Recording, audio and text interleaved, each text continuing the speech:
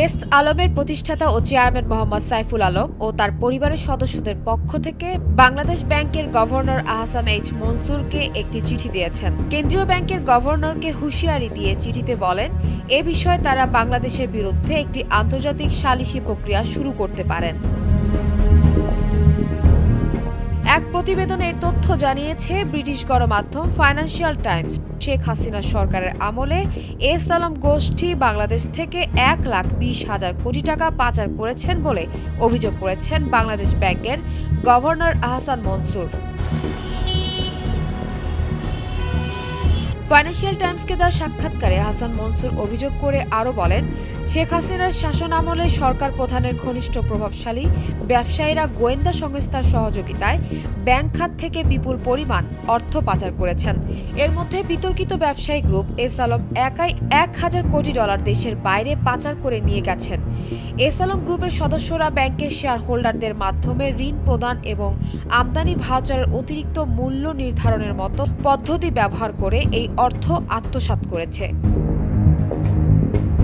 এই সাক্ষাৎকারের প্রেক্ষিতে এস আলম পরিবারের পক্ষে এই চিঠি দিয়েছে আইনি প্রতিষ্ঠান Quinn Emanuel Urquhart and Sullivan, যে চিঠির একটি অনুলিপি ফাইন্যান্সিয়াল টাইমসের হাতে এসেছে।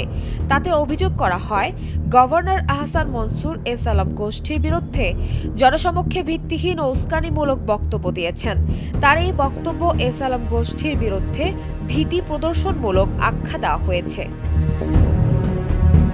চিঠিতে বলা হয়, বাংলাদেশ ব্যাংক গভর্নরের মন্তব্য বাংলাদেশ রাষ্ট্রের মন্তব্য হিসেবে গণ্য হবে। এতে আরও বলা হয়েছে, 1980 সালে বাংলাদেশের বিদেশি বেসরকারি আইন অনুসারে সিঙ্গাপুরের নাগরিক হিসেবে এস আলম ও তার পরিবারের অধিকার ও সুরক্ষা আছে। বিনিয়োগকারী হিসেবে নিজেদের অধিকার রক্ষা করতে সব ধরনের প্রয়োজনীয় ব্যবস্থা নেওয়া হবে। শুধু আন্তর্জাতিক সালিসি মামলা নয়, প্রয়োজনে অন্যান্য ব্যবস্থাও নেওয়া হবে। সাইফুল আলম কবে সিঙ্গাপুরের নাগরিকত্ব পেয়েছেন সে বিষয়ে আইন প্রতিষ্ঠানের কাছে ফাইন্যান্সিয়াল টাইমস জানতে চাইলে তারা সাড়া দেয়নি। তারা এখনও বাংলাদেশ নাগরিক কিনা তাও জানা যায়নি। সিঙ্গাপুর সরকারও ফাইন্যান্সিয়াল টাইমসের অনুরোধে সাড়া দেয়নি। অন্যদিকে সিঙ্গাপুরের আইনে 25 লাখ সিঙ্গাপুর ডলার, যা বাংলাদেশি মুদ্রায় প্রায় 23 কোটি টাকা বিনিয়োগ করে নাগরিক হওয়া যায়। এজন্য তার ব্যবসায়িক অভিজ্ঞতা থাকতে হয়, পাশাপাশি সেই দেশে আরও বিনিয়োগ করতে হয়। এটা করতে পারলে তাদের ছেলে সন্তানেরা সে দেশে সরকারি চাকরির সুযোগও পান। তবে সিঙ্গাপুরের নাগরিকত্ব নিতে হলে নিজ দেশের নাগরিকত্ব ছাড়তে হয়। সানজানা তাবাসসুম, ভোরের কাগজ।